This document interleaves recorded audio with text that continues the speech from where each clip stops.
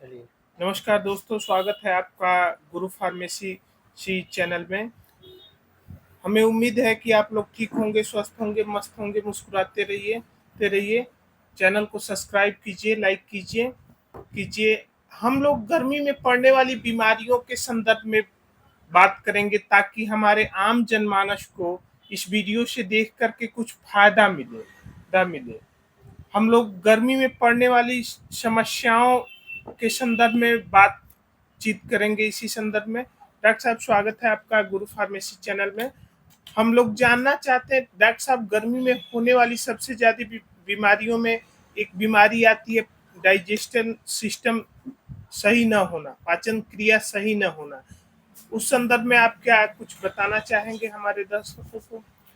नमस्कार दोस्तों, जितने भी हमारे गुरु फार्मा चैनल पे दर्शक जुड़े हैं उनको मेरी तरफ से नमस्कार। तो मैं आपकी जो अभी जो टॉपिक है, आप कह रहे हैं कि गर्मी का मौसम है और बीमारी ज़्यादा हो रही है, बीमारी ज़्यादा उभर रही है। तो आज के डेट में अगर देखा जाए तो भीषण गर्मी हो रही है और इस समय पानी का सेवन ज़्यादा हम लोग को करना चाहिए। देखा जाए तो 70% जल ही जल हमारे बॉडी में है। अगर पूरी बॉडी की बनावट देखा जाए तो पानी पे ही डिपेंड करता है। अगर पानी की कमी होती है तो खुजली भी होती है, ब्लड का सर्कुलेशन ठीक से नहीं होगा, सारे जितने ऑर्गन्स है ठीक से फंक्शन नहीं करते हैं। इसमें आप एक पाचन क्रिया पर भी चर्चा करना चाह रहे हैं कि पाचन क्रिया के बारे में। तो पाचन क्रिया देखा जाए तो सबसे पहले जैसे अगर स्टार्ट कैसे होता है, भोजन जैसे हमारे आंखों के सामने जैसे आता है तो हमारे पेट में जठर अग्नि बनता है, जिसको हम HCl कहते हैं, हाइड्रोक्लोरिक एसिड, वो बनना शुरू हो जाता है।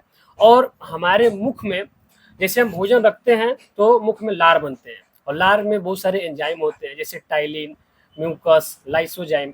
टाइलिन क्या करता है, टाइलिन एंजाइम भोजन को शर्करा में तोड़ के मीठा बना देता है। तो जब हम काफी देर तक चबाते हैं, जैसे देखा जाए तो एक डोज को 32 सेकंड भोजन को चबाना चाहिए, ताकि जब जितना आप चबाएंगे उतना ही लार बनेगा, जब लार बनेगा तो एंजाइम बनेंगे, तभी तो पाचन क्रिया सब अच्छा ठीक होगा।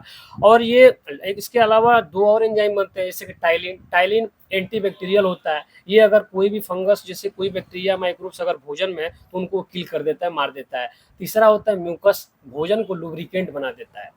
इसके अलावा अब क्या होगा, भोजन आगे जाता है, जैसे मान लीजिए आहार नाल से होते हुए हमारे पेट में पहुंचता है और पेट में हमारे अभी हम बताएंगे जठर अग्नि पाया जाता है, वो एक तरह से आग है, भोजन को पकाता है। तभी कहा जाता है कि भोजन करने के बाद आप आधे घंटे के बाद पानी पीजिए, आधे घंटा पहले पी लीजिए, आधे घंटे के बाद पीजिए, क्योंकि भोजन जैसे पेट में पहुंचा, जठर अग्नि बन रही है, वो भोजन को पका रहा है, आप तुरंत पानी पी लिए, पानी जाके आपको बुझा दिया, अब आग बुझ गई। अब तो खाना कुछ पचा कुछ नहीं पचा, जब खाना पचेगा नहीं तो कॉन्स्टिपेशन होगा, मतलब कब्ज बनेगा, एसिडिटी होगी यानी पेट में जलन होगा, गैस बनेंगे, इस सारी प्रॉब्लम लोगों को देखने को मिलती है। तो तो ये डॉक्टर साहब, हम पूछना चाहेंगे कि अपने दर्शकों के लिए कि क्या क्या क्या उपाय हम लोग किया जाए ताकि गर्मी के दिनों में इन बीमारियों से बचा जा सके।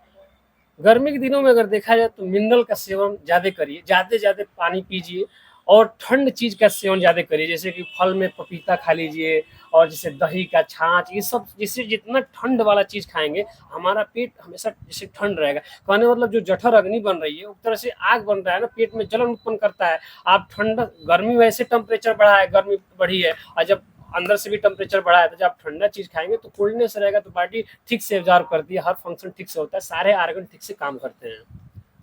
चलिए, बहुत बहुत धन्यवाद आपको। ठीक है, धन्यवाद।